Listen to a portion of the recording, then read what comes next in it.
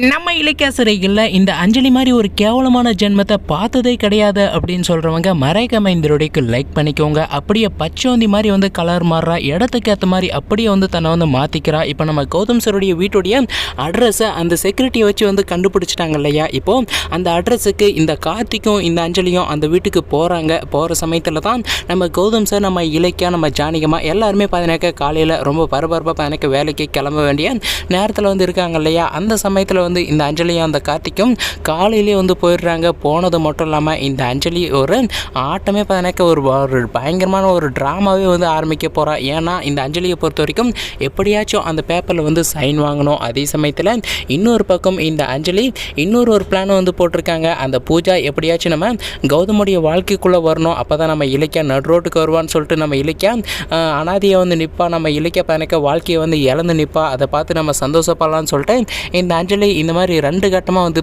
Plan போட்டுட்ருக்கா. இப்போ அந்த பேப்பரில் எப்படியாச்சும் சைன் வாங்கணுன்றதுக்காக இந்த அஞ்சலியோ கார்த்திக்கு வீட்டுக்குள்ளே போகிறாங்க. அவங்கள பார்த்தோன்னே நம்ம கௌதம் சாருக்கு பயங்கரமான கோவம், நம்ம ஜானகியம்மாவுக்கும் வந்து கோவம். எந்த மூஞ்சை வச்சுக்கிட்டு இந்த வீட்டுக்குள்ளே வந்திருக்கு அப்படின்னு சொல்லிட்டு நம்ம ஜானகியம்மா காரி துப்பாத கறியை வந்து கேட்குறாங்க. ஆனால் அப்போ கூட கொஞ்சம் கூட வெக்கமே இல்லாமல் தன்னுடைய காரியம் வந்து ஆகணுன்றதுக்காக அந்த கார்த்திக்கும் அந்த அஞ்சலியும் வீட்டுக்குள்ளே போகிறது மட்டும் இல்லாமல் ஏமா எங்கள் மேலே இந்த அளவுக்கு வந்து கோவப்படுறீங்க, வீட்டுக்கு முதல் முறை வந்திருக்கோம் வாங்கன்னு சொல்லிட்டு சொல்லாமல் இப்படி வந்து திட்டுறீங்களே அப்படின்னு சொல்லிட்டு அந்த நம்ம கார்த்திக் பையனுக்கு நம்ம ஜானகியம்மா கிட்டே பேசுகிறாங்க. இந்த அஞ்சலியும் நம்ம ஜானகியம்மா கிட்டேயும் நம்ம இலக்கிய கிட்டேயும் அப்படியே நல்ல மாதிரியே பையனுக்கு வழி ஆரம்பிக்கிறா. அப்போவே நம்ம கௌதமுக்கு நம்ம ஜானகியம்மாவுக்கு எல்லாருக்கும் வந்து தெரிஞ்சு போச்சு, இவங்க அந்த கான்ட்ராக்ட் பேப்பரில் சைன் வாங்கிறதுக்காக தான் வந்திருக்காங்க அப்படின்னு சொல்லிட்டு தெரிஞ்சு போச்சு. இப்போது இந்த அஞ்சலி வந்து பேச ஆரம்பிக்கிறா. இப்படி தான் அந்த பேப்பரில் மட்டும் கையெழுத்து போட்டிங்க அப்படின்னா உங்கள் தம்பியோடைய திறமை வந்து வெளிப்படும், உங்கள் தம்பி இந்த ப்ராஜெக்டில் நல்லபடியாக பார்க்க முன்னேறுவார், உங்கள் தம்பி நல்லா இருப்பார் அப்படின்னு சொல்லிட்டு நல்ல மனசோட கையெழுத்து போடுங்க மாமா அப்படின்னு சொல்லிட்டு நம்ம கௌதம் சார்கிட்ட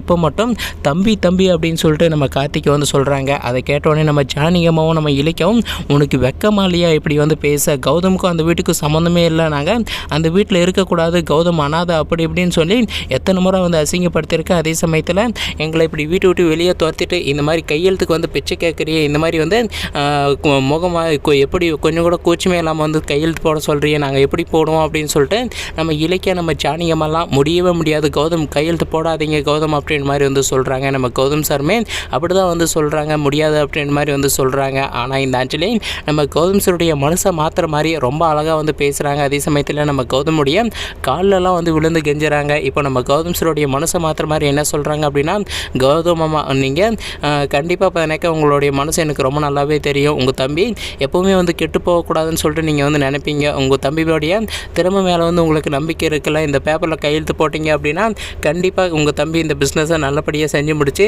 உங்கள் கம்பெனியோடைய பேர் வந்து நல்லபடியாக எனக்கு வளரும். அதே சமயத்தில் நீங்கள் உங்கள் தம்பியை எந்த அளவுக்கு வந்து பிஸ்னஸில் கற்றுக் கொடுத்துருக்கீங்க அப்படின்னு சொல்லிட்டு இதை வச்சு தான் எல்லோரும் வந்து தெரிஞ்சுப்பாங்க அப்படின்னு மாதிரி சொல்லிட்டு நம்ம கௌதம்ஸுடைய மனசை மாற்றுற மாதிரி வந்து பேசுகிறாங்க. ஆனால் நம்ம இலக்கியா இல்லை கௌதம் வேணாம் அப்படின்னு மாதிரி சொல்கிறாங்க. ஆனாலுமே இந்த அஞ்சலி சொன்னதை கேட்டு நம்ம கௌதம் அந்த பேப்பரில் கையெழுத்து போட போகிறாரு. வெயிட் பண்ணி பார்க்கலாம். தேங்க்ஸ் ஃபார் வாட்சிங் கைஸ்.